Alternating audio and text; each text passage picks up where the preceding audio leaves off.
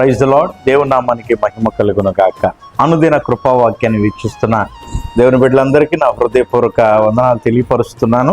ఈ శుభవేళ మనం ధ్యానం చేసే అంశం ప్రసంగి గ్రంథం 12వ అధ్యాయం 8వ వచనంలో చూస్తే అక్కడ వ్యర్థము అన్న మాట కనబడుతుంది, సమస్తము అన్న మాట కనబడుతుంది.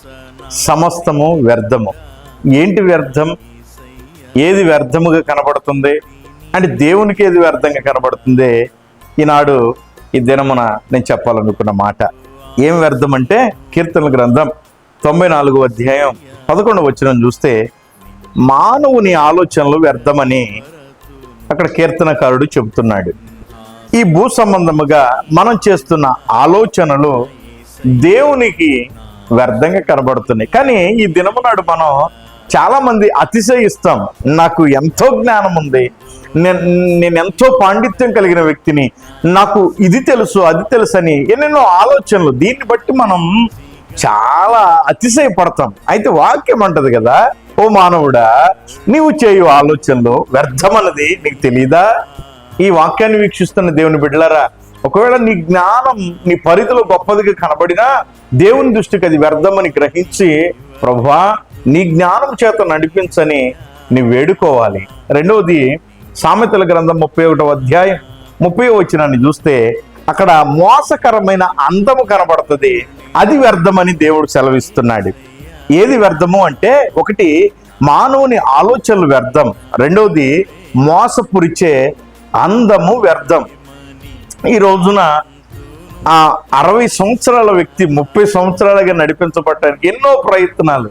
నేను అంటాను 60 సంవత్సరాలు 30 సంవత్సరాలకు కనబడటానికి ముఖ కవళికలో ఎన్నో మార్పులు చేసుకోవచ్చు, కానీ శరీరంలో అవయవాలు మార్పు చేసుకోగలమా?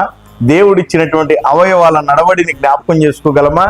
మనం నడిచే వ్యక్తిని బట్టి తన వయసును గుర్తించలేమా? దేవుని వాక్యం అంటది కదా, నీ అందాన్ని చూసి నువ్వు అతిశయపడమాకు, నీకున్న అందమును చూసి అతిశయపడవద్దు, ఇది వ్యర్థము అని దేవుని లేఖనాలు సెలవిస్తున్నాయి. ఆ అందం మోసపూరితమైనది, అది నిన్ను నరకానికి ఈడ్చుకొని వెళ్ళినది. వాక్యాన్ని వీక్షిస్తున్న దేవుని బిడ్డలారా, ఆలోచించండి. ఆఖరిగా ప్రసంగి గ్రంథం 2వ అధ్యాయం 4 నుంచి 11 వచనాలు చూస్తే లోకములో ఉన్న సంపదను బట్టి అక్కడ సంతోషించే వ్యక్తులు కనబడుతున్నారు. ఈ లోక సంపద వ్యర్థము అని దేవుని వాక్యం సెలవిస్తుంది. మీరు అనొచ్చు, ఏమండి సంపద లేకుండా ఆస్తి లేకుండా ఎలా బ్రతుకుతాం? దేవుని వాక్యం అంటది కదా, నీవు తినుటకైనను విత్తుటకైనను భుజించుటకైనను ఆకాశ పక్షుల కంటే మీరు శ్రేష్ఠులు కారా అన్నాడు. నీకేది కావాలో, ఎంత ఇవ్వాలో, ఎలా నడిపించాలో దేవునికి తెలియదా? ఈ లోక సంపదను దాన్ని పుంజుకొని దాన్ని కూడగట్టుకొని దానిలో అతిశయపడుతున్నారు ఈ రోజున దేవుని బిడ్డలు అనబడిన వారు కూడా. అయితే వాక్యం అంటదే, ఈ లోక సంపదను నీవు పోగు చేసుకుంటే పరలోక సంపదను నువ్వు పొందుకోలేవు. ఒకడు ధనవంతుడు ఒంటె సూది బెజ్జములు దూరగలుగుతుందా? దూరలేదు. ధనవంతుడు కూడా వెళ్ళలేడు. కానీ ఈ మాటలు చెబుతూనే, ఈ మాటలు వింటూనే ఈ సంపదను పోగు చేసుకునే క్రైస్తవులు లేకపోలేదు. ఈ మాట వింటున్నారు. ఆలోచించండి, దేవుడు చెప్పినటువంటి ఆ విధముగా మనం బ్రతుకుదాం. ఇవి వ్యర్థం.